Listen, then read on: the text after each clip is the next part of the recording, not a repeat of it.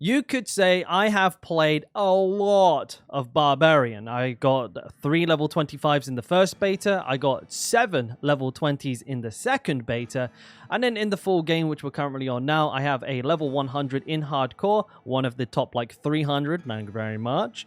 And that was even actually despite having killed my first 2 characters. I got level 64 here, which I laughed at somebody for dying to the world boss, and then the world boss just fucking one-shot me straight after. Instant karma.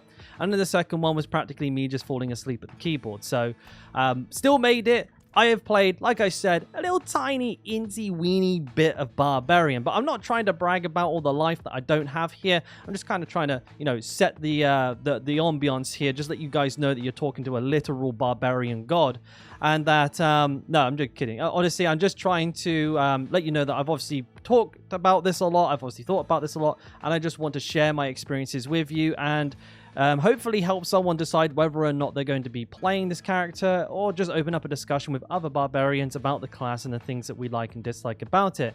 And let's start with the really fucking obvious. The leveling is AIDS. It's not a lot of fun.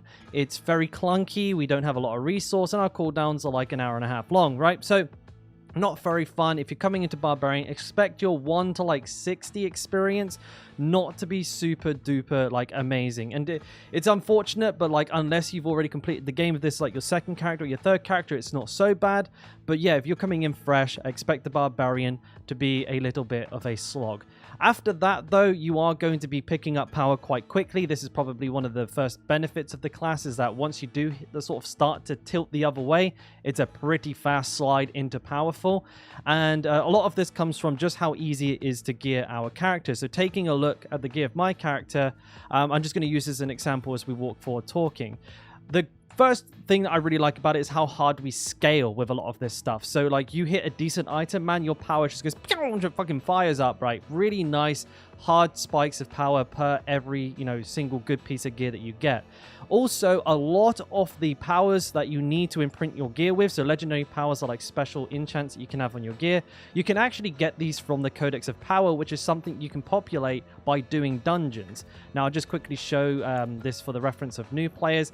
So a lot of what you need to get many of the Barbarian's most meta builds up and running can be found here in at least its initial form. Now, they're not perfect, they're not like the best rolls. A lot of these are a much weaker version of what you can actually get, but they will 100% do the job, and you'll be able to get online pretty quickly after unlocking, you know, whichever ones of these that you need, which is fantastic. And our gear requirements in general are pretty accessible, at least I think, compared to the other classes. So far as like unique goes, we don't actually need many uniques, if any, to actually get a build to work. Now, of course, absolutely, uniques do help complement builds and make some of them really, really powerful. For example, Whirlwind, Gore's Devastating Grips.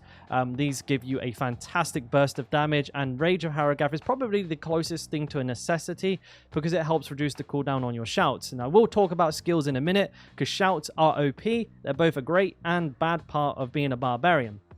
But you know, something like this you would consider as a, you know, a must-have for the Whirlwind Barbarian. But as you move away from Whirlwind, and especially as you move into the super late game, you actually find most Barbarian builds not using a single unique, which kind of sucks in a way, because that means there's not anything like specific to chase after besides like, you know, Harlequin's crest, however the hell you say it.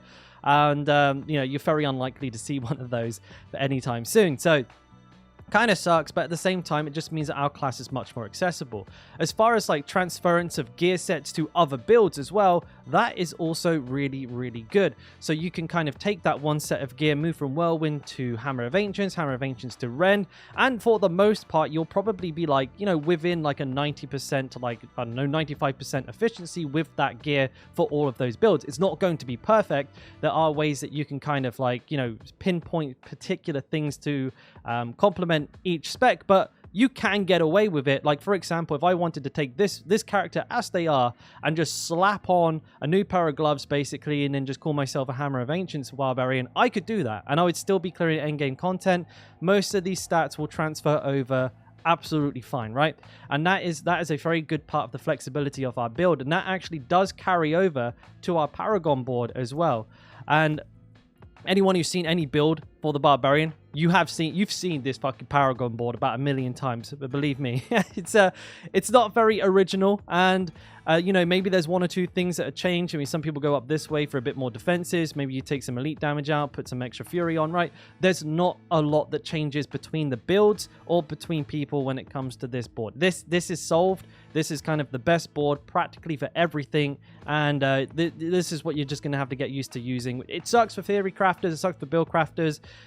Because there's not really much left to discover for the Barbarian. Who knows? A patch might change that. An item might change that. Perhaps somebody has got some sort of magic formula that they're going to come out with. But for now, it's kind of this is a little bit stagnant, and that is unfortunate. But there is a benefit to this. Of course, there is a benefit to this. Our refund costs are like next to none. You know, we're very rarely ever moving like more than 10 or 20 points at a time. So we're not spending bajillions of gold like to respec our tree. So, you know, swings and roundabouts, silver lining and all that jazz. That kind of also applies to our skills as well. So let's have a look at these real quick. Most of you have probably seen a couple of build guides. How many have all 3 shouts, right? Like all of them. All of them have all 3 shouts. And it's just because the shouts are dumb OP. They're super good. They do everything. They're unbelievably strong. They are practically a must-take in every build. And even when you only see, like, when you don't see all of them, it's always like 2. You know, there's always like at least 2 of them knocking around. Same goes for the ultimate. It's almost always Wrath of the Berserker. I've never seen a build not use Unbridled Rage. A lot of the passives are the same between the builds and, you know, so on and so forth. Okay, I don't know what happened there. My camera froze, so we're back. But yeah, you know, don't fear just yet. I know it all sounds a little bit fucking doom and gloom, like, oh no, all the builds are going to be the same, right? But not really. And again, I like to put the positive spin on this. Like, our respec costs are going to be significantly lower. I mean, a full respec for me is like 15 million gold. It's not a small amount. That's like hours and hours of gameplay. So not having to change everything is actually a huge bonus for me.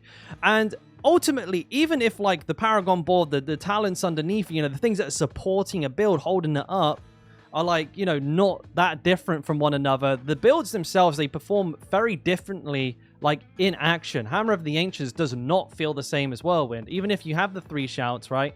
It's still a much different play style than that other spec. And the same goes for Rend and Rupture. It's just not the same. It's definitely some variation there in the builds. It may not just be as much as some people want, so I kind of really wanted to dig into that just a little bit.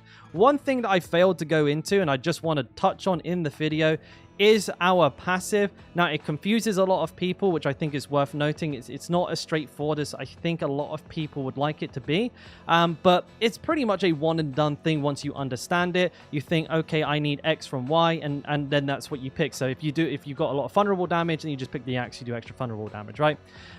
It does play into your gear selection a small amount as well. So for example, you know, you may want to be using a sword in order to apply bleed with your abilities, which is why I use it for Whirlwind.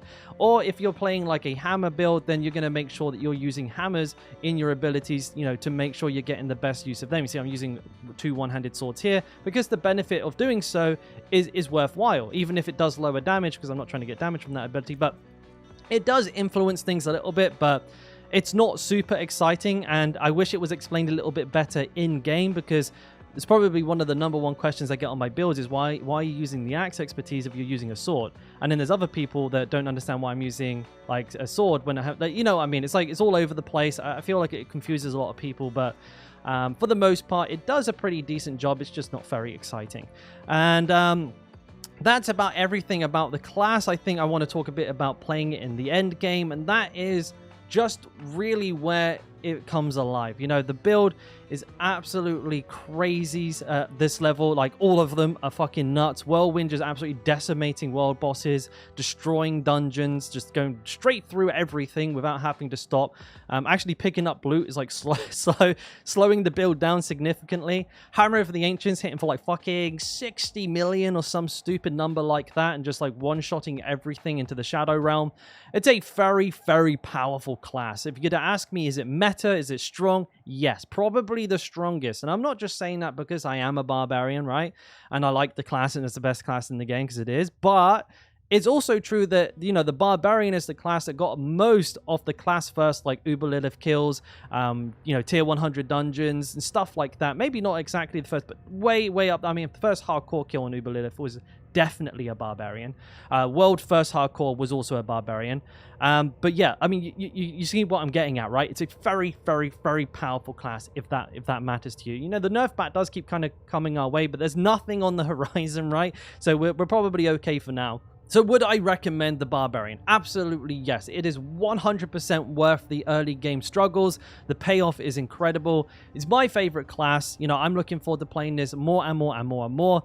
And yeah, like absolutely do give it a try. Just be patient with it. You know, again, if you need any help, there are a lot of guides and tips on my channel that will hopefully, you know, get you through that 1 to 60 journey a little bit more smoothly, let's say. But yeah, absolutely. I believe this to be one of the most fun classes in the game, certainly one of the most powerful. And I would love to hear from any of you guys that are also playing it as to where your sticking points were, where you found it to be like particularly hard to get through, how you did so, any like tips you can give to new players, and also just generally your thoughts on the class. Yeah, that's about it. I hope you guys enjoyed it. If you did find this video entertaining, helpful, or anything like that, don't forget to give it a like. If you want to catch me live, I stream here on YouTube, by the way. So if you're subscribed, you'll actually get notifications of when I'm going live.